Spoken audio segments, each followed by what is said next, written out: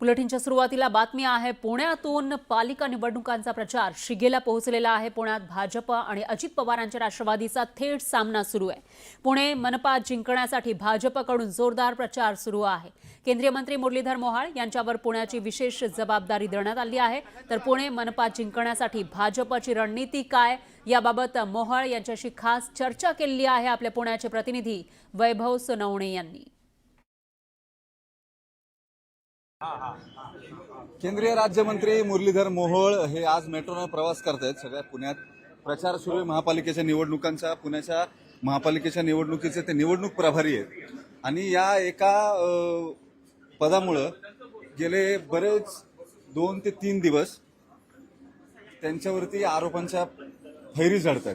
अनेक आरोप त्यांच्यावरती झालेत। या सगळ्या दरम्यान निवडणूक प्रभारी म्हणून त्यांची काय भूमिका आहे ते सुद्धा आपण त्यांना विचारून घेऊ। मेट्रोच्या प्रवासामध्ये हा इंटरव्ह्यू आपण करतोय। तुमचं स्वागत आहे अण्णा। तुम्ही या महापालिकेच्या निवडणुकीच्या केंद्रस्थानी आलात निवडणूक प्रभारी झाल्यावरती आणि त्याचा दुसरा परिणाम असा झालाय की तुम्ही हिटलिस्टवर सुद्धा आलात। तुमच्यावरती प्रचंड आरोप होत आहेत। तुम्ही गेल्या 9 वर्षामध्ये जवळपास 70,000 कोटीचं बजेट खर्च केलं, त्याचं काय केलं? दुसरा प्रश्न, तुम्ही कोथरूडच्या गुन्हेगारांना परदेशात पळून जायला मदत केली। तिसरा प्रश्न, तुमच्यावरती भूखंड लाटल्याचा आरोप झाला। जय जिनेंद्र एक कॅप्शन तयार केलं गेलं सोशल मीडियातून तुमच्या विरोधामध्ये गुन्हेगारांचा कोथरूडचा आका अशा स्वरूपाची कॅम्पेन सुरू आहे। सगळ्या प्रश्नांची उत्तर आपण घेऊ। पहिला प्रश्न, मेट्रो का निवडली? नाही, मुख्यमंत्र्यांनी केलं संबंधच नाही। देवेंजीचा विषय वेगळा होता। आपलेच काही पत्रकार मित्र कालपासून जे 2-3 दिवस चालू होतं की मेट्रोचा विषय की मेट्रोमध्ये प्रवास करून 2 लाख पुणेकर आज मेट्रोमध्ये प्रवास करतात। तो एक अनुभव पण आहे आणि सगळ्यांना भेटत काही आपल्या लोकांचं म्हणणं होतं की आम्हाला काही संवाद इंटरव्ह्यूज करायचे तर आपण मेट्रोमध्ये करू। मलाही चांगलं झालं ते की त्यानिमित्तानं खूप वेळ आपल्याला सगळ्यांशी वेगवेगळ्या पद्धतीनं जे काही होते आपले सगळ्यांशी बोलता आलं, चांगला संवाद करता आला।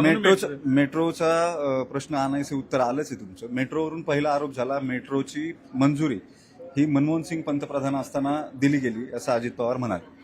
नाही, मला असं वाटतं की मी म्हणाल तसं की 2 लाख पुणेकर आता मेट्रोतून प्रवास करतात। 2 लाख पुणेकर, ह्या 2 लाख पुणेकरातला कोणालाही विचारा की मेट्रो मोदीजींनी आणली पुण्याची का मनमोहन सिंगांनी आणली? 2000 हा विचार, मेट्रो कुणी आणली पुण्याची? मनमोहन सिंग की मोदीजी? आता याच्या इतकं उत्तर कोण? आता मला सांगा, मी द्यायची आवश्यकताच नाही अजितदादांना। पुण्यातली जनताच देतीये की पुण्याची मेट्रो ही मोदीजींनी आणली। कारण 2001 ते 14 या काळामध्ये पंतप्रधान होते मनमोहन सिंगजी आणि पालकमंत्री अजितदादा होते पुण्याचे। कागदावरची मेट्रो गेले 25 वर्ष पुणेकर ऐकतायत, आलीच नाही ती मेट्रो, कागदावर पण नाही सरकली। त्याला 2014 उजाडलं, मोदीजी आले, सगळ्या प्रक्रिया पूर्ण झाल्या, भूमिपूजनही मोदीजींनी केलं आणि उद्घाटनही केलं नाही। आज 32 किलोमीटरची मेट्रो लाईन पुण्यामध्ये चालू आहे। एलिव्हेटेड की अंडरग्राऊंड सवाल? त्याचा काय विषय? आली कोणी? त्याच्यात तेच सत्तेत होते, आम्ही नव्हतो। मी तेच सांगतोय, म्हणजे यांना ते इच्छाशक्ती लागते। मोदीजी आल्यावर कसं झालं, लगेच देवेंद्रजी आल्यावर कसं झालं? शेवटी इच्छाशक्ती लागते आणि गल्लीपासून दिल्लीपर्यंत हेच होते। दिल्लीत मेट्रो कधी आली मला सांगा ना? पुण्यातच का उशिरा आली? कारण शेवटी ती इच्छाशक्ती लागते, ते काम जमावं लागतं। ते मोदीजींना जमलं आणि म्हणून पुण्यात आज 2 लाख लोक आमचे प्रवास करतात। पुढच्या काळामध्ये हेच नेटवर्क 120 किलोमीटरचं आता होत आहे। ही उपलब्धी आहे, पुणेकर जाणतात, पुणेकरांना माहिती आहे पुण्याची मेट्रो कुणी आणली, त्यामुळं त्यांच्या म्हणण्याला कोणी सिरियसली घेणारच नाही। या सगळ्या निवडणुकीच्या निमित्तानं तुमच्यावर जबाबदारी आल्यानंतर तुमच्यावरती काही आरोप झाले, गंभीर स्वरूपाचे, जे नागरिकांना गंभीर वाटतात। वैयक्तिक स्वरूपाचे सुद्धा आरोप झाले, ज्याच्यामध्ये तुम्ही गुन्हेगारांना मदत करता, सोशल मीडियातनं कॅम्पेन चालवली जातात, मला कोथरूडच्या गुन्हेगारांचा आका वगैरे, मला काय वाटतं, आर्टिफिशियल इंटेलिजन्सची मदत घेऊन। आणि मला काय वाटतं, ही जी काही हातात मुद्दाच नाही, निवडणूक आपण जिंकू शकत नाही। आणि मला पुणेकरांचं वैशिष्ट्य आहे, पुणेकर हे विचाराला, विकासाला, भविष्याला मत देतात। त्यामुळे काय झालं की यांच्याकडे हे काहीच नाही।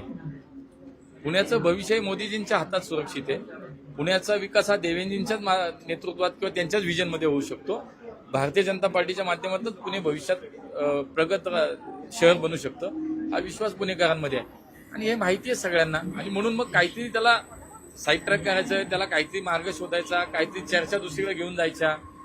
पुणेकर काय त्याला कुणाला असल्या चर्चांना आणि असल्या कुठल्या आरोप प्रत्यारोपांना कुठेही पुणेकर नाही बोलत। पुणेकर पक्के असतात. तुम्ही उत्तर काय द्याल? तुम्ही मदत केलेले गुंड परदेशात तर पळून तुम्हाला मी सकाळी पण एका चॅनेलला सांगितलं, ज्यांनी हा आरोप केलाय, अजित पवार.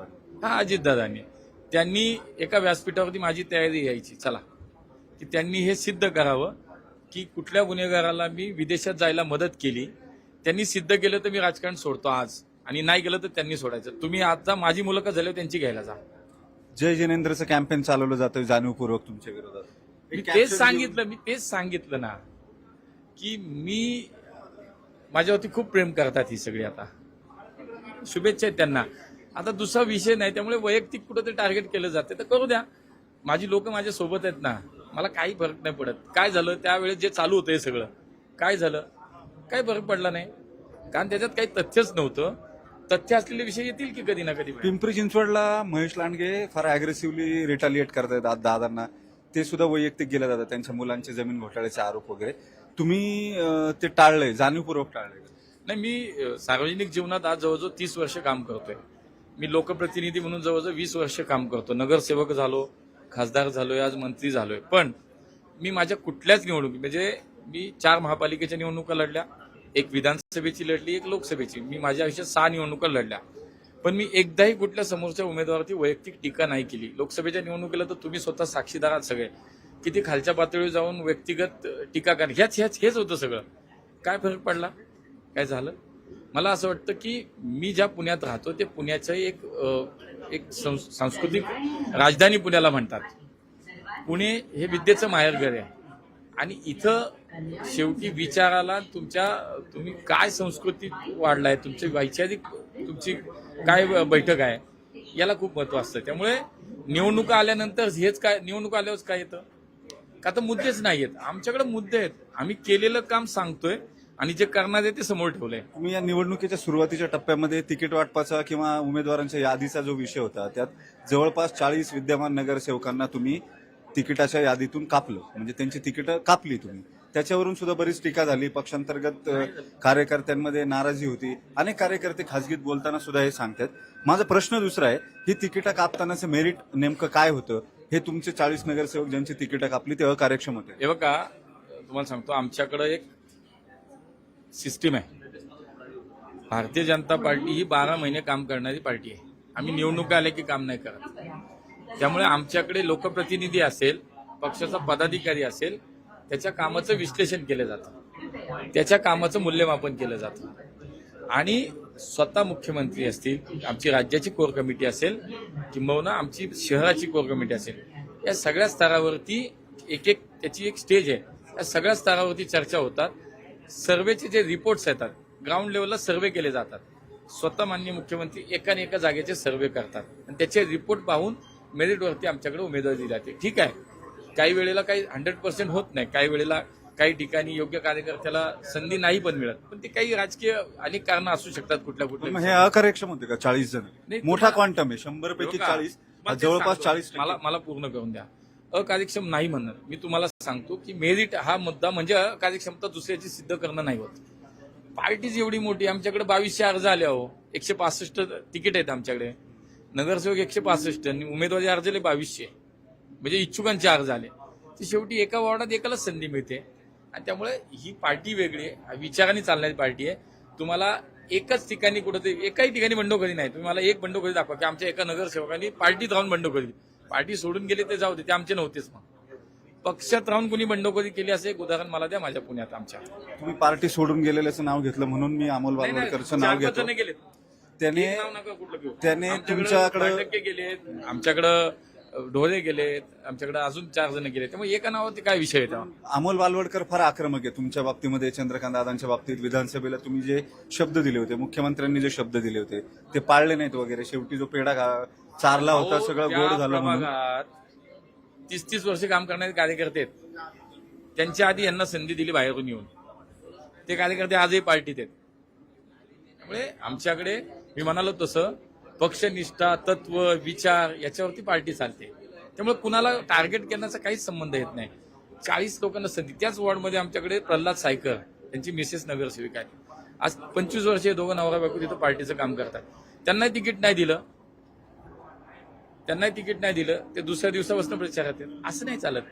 ठीक आहे, ज्याचं त्याला स्वातंत्र्य आहे, त्यांनी कुठेही जावं, निवडणूक लढवावी. आता आमच्या तिथल्या स्थानिक कार्यकर्त्यांनी जसं तसं उत्तर दिलंय, त्यामुळे माझ्यापर्यंत हा प्रश्न येऊही नाही. या सगळ्या दरम्यानच्या इलेक्शनमध्ये किंवा या निवडणुकीमध्ये एक मतदार जे आहेत ते काहीसे थोडे नाराज दिसत आहेत किंवा ही सगळी जी भेळ झाली आहे, खिचडी झाली आहे, युती होणार, महायुती होणार, पुन्हा त्याच्यात सगळेजण एकमेकांच्या विरोधात लढतात, कुणी किती एबी फॉर्म दिले हे कळायला पुढचे 4 दिवस गेले. अशा परिस्थितीत ही निवडणूक होते. म्हणजे राज्यात एकत्र, केंद्रात एकत्र, इथं विरोधामध्ये मतदान करताना तुम्ही मतदार राजाला गृहीत धरता का किंवा वेळ समजता का, आमच्या असा बाबतीतच प्रश्न नाही झालं हे. नाही, सगळ्यांच्याच बाबतीत. आघाडी तसंच झालं, युतीत तसंच झाले, असं काही नाही झालं. बघा, राज्याच्या विधानसभेच्या निवडणुका आणि देशाच्या केंद्रातल्या लोकसभेच्या निवडणुका ही एक, मला वाटतं, स्थिती वेगळी, परिस्थिती वेगळी असते. स्थानिक स्वराज्य निवडणुका ज्या आहेत, स्थानिक स्वराज्य संस्था निवडणुका स्थानिक पातळीवरती विचार करून लढले जातात. त्यामुळे आज मी महापालिकाच नाही, आम्ही नगरपालिका, नगरपंचायत निवडणुका सुद्धा वेगळे लढलो. त्यामुळे त्यात वेगळं काहीच नाहीये. तुम्ही निवडणूक प्रभारी म्हणून नका बोलू. माझा प्रश्न एक, मतदार जो आहे, सर्वसामान्य मतदार, त्याची मानसिकता काय याचा विचार केला? तुम्हाला मतदार म्हणून काय वाटेल हे असं जर झालं सगळं तर नाही, मला असं वाटतं तुम्ही नेते म्हणून समाधानी ऐका ना, आहात का? मतदार तो सुजाण असतो, त्यांनी त्याचं मत पक्क केलेलं असतं. त्यामुळं त्याला जर काय वाटेल तो त्याचा निर्णय घेतो ना. पण त्याच्यातही मी तुम्हाला सांगतो ना, ते आमच्या बरोबर आहे. पण मग म्हणजे इथं- मला काय वाटतं की शेवटी त्याचं स्वातंत्र्य आहे, त्याला विचार करायचा. नाही, मुद्दा असा आहे की तुम्ही गोंधळून टाकता. त्याचं स्वातंत्र्य मान्य आहे. राज्यात त्याला अजित काही पवार एक- तुमच्या त्याला राज्यात एक अजित पवार जबाबदार तुमच्या नसते ना. राज्यात अजित पवार तुमच्या सोबत आहेत. तिथं गुन्ह्या गोविंदाने नांदायचं, इथं यायचं आणि एकमेकांवरती आरोप करायचे, ही लुटुपुटीची लढाई आहे का? एक आणखी नॅरेटिव्ह जे येतं ते म्हणजे तुम्ही विरोधकांची स्पेस खाऊन टाकता. तुम्हीच तुमच्यात भांडायचं, तुम्हीच सत्तेत राहायचं आणि सगळीकडे तुम्हीच त्याचा फायदा मिळवायचा, सत्ता मिळवायची किंवा इतर गोष्टींमध्ये विरोधकांना पुढे येऊ द्यायचं नाही. हे तुमचं मत झालं, तुम्ही तुमचं मत मांडलं. मी तुमच्या मताशी सहमत नाही.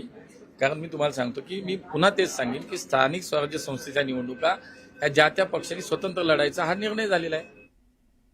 तर मोहाळे यांनी अजित पवारांना खुलं चॅलेंज दिलेलं आहे. एकाच व्यासपीठावर या आणि माझ्यावरचे आरोप सिद्ध करा असं ते म्हणतायत. त्यामुळे अजित पवार त्यांचं हे चॅलेंज स्वीकारणार का ते बघावं लागेल.